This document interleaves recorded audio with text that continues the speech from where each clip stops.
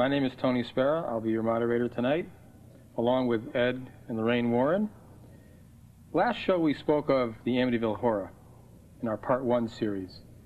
We delved more or less, Ed, into the history of Amityville, to the background of the house. But tonight I think what we'd like to do is speak more of the phenomena that actually occurred in the home. So can we begin, Ed, with some of the phenomena that did actually occur at 112 Ocean Avenue? Okay, in the beginning, George and Kathy would feel the psychic cold throughout all the rooms. No matter how many logs they'd throw on a fire, it was icy cold. That's because it's a psychic cold, and the cold is being drawn. The heat from the bodies of the people in that house is being drawn, and that heat is going to be used as an energy fuel source for the spirits in that house. So they'd feel the psychic cold. They'd hear magic whispering, voices throughout the hallways. At night, they would see ghost lights over their beds in the rooms. There was a time when George and Kathy found themselves about 2 foot from the ceiling. George looked over at Kathy and said, "Do you believe this? Do you believe it?" And of course, then they went to lower themselves down into the bed again. But there would be the footsteps. There would be the slime that they would find on the staircase. Now, these are called apports. These materialize or dematerialize in such haunted houses. For instance, in many homes that we go into, we will find that you might see blood, as they did, coming down the wall. But if you went over there and touched that wall, there'd be no blood. This is a telepathic projection to the viewer, and it bypasses the physical eye, goes into the mind's eye, and they see it as a medium would see it. There was the marching band, as they described it, around 3:15 in the morning when the murders had taken place. A lot of things would happen at around 3 o'clock. We call this the devil's hour because it's an insult to the Trinity, anything that comes in threes. They would hear this marching band. George would jump out of bed. He'd go running down the stairs. As soon as he'd get down to the foyer, the music would stop. But he'd look into the living room, that huge living room, which you'll see a picture of, and the rugs were actually rolled up and the furniture was pushed over to the sides of the walls as though somebody were actually marching there. There were so much different types of phenomena that occurred to us and the people that went in there. It was incredible. I told you about the experience last week of where I felt as I was being smothered. Going into that home again, Lorraine felt many things. She, as a clairvoyant, would be more sensitive. Mary Pasquarella, who was the director of the Psychic Research Institute in Hamden, Connecticut, never went into a haunted house after that. She gave up the work because she was so badly affected by it.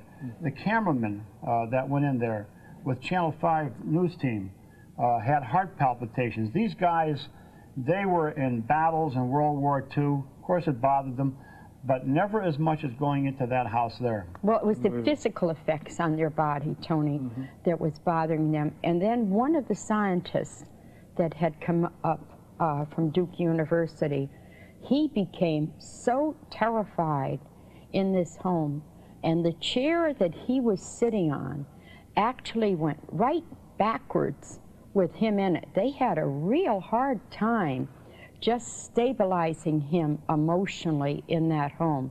But it seemed like, and it's true to the fact that people are affected on their weakest, most vulnerable levels.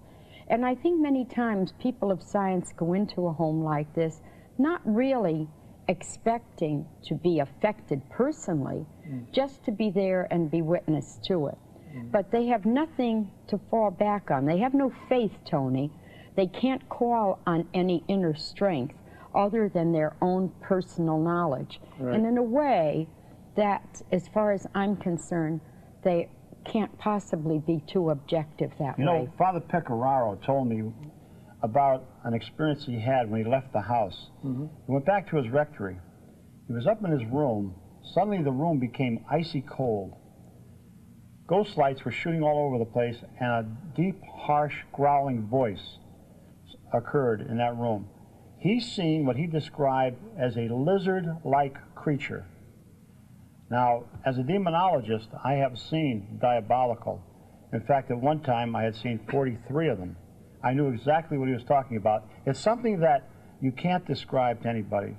It's something that's from another world. Mm-hmm. And as he described that, you could see the terror in this man's face. He wasn't used to these types of things. And the same thing happened to him again in a hotel room in Florida with a rabbi. Mm-hmm. The both of them experienced this. And when this lizard-like creature appeared in that room to these two men, and it finally faded, the glass in the windows turned red. Now, speaking of the clergy, Lorraine, you had mentioned before, and I think we're going to see a slide of him, you have mentioned Padre Pio from Italy, who I believe was a Franciscan Yes, monk. he was. He was a Franciscan monk. I think we're going to have a shot of him coming up. Now, if we could get that slide. Stigmata. Yes, here it is right Yes. here. Can you explain, Ed, what we're looking at here? And Lorraine, either one of you. He suffered the wounds of Christ, Tony, for 50 years of his life, which meant that he bled just as Christ bled on the cross. So did he bleed from his feet also? Or Yes, he did. Yes. But Now, the incredible thing was that 10 minutes after this man died, 10 minutes, all of these wounds disappeared. they all were healed, Really? Tony. Yes. There were the critics who would say, well, the man did this to himself. After he was dead, he couldn't do anything to himself. And these wounds simply disappeared. Okay, here's a close-up. Okay, now, Here's a close-up of Padre look Pio. at this close-up. Look at this profile. If we could go back a little further and see the hood. If we could